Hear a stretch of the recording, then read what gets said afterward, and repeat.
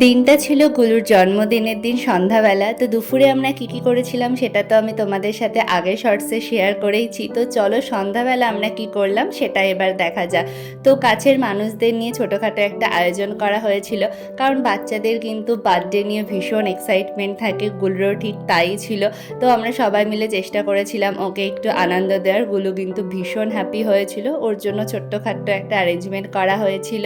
তো সবাই ওকে আশীর্বাদ করো, ও যেন অনেক ভালো মানুষ হতে পারে, অনেক দূর এগিয়ে যায়, যেন সুস্থ থাকে, ভালো থাকে। এই বছর ওর 9 ইয়ার্স কমপ্লিট হলো। তো সন্ধ্যাটা কিন্তু আমরা সবাই মিলে দারুণ এনজয় করেছিলাম আমাদের কাছের মানুষজনদের সাথে। তো এইভাবেই আমাদের দিনটা কেটেছিল। তো আজকের মতো আসছি, টাটা, বাই।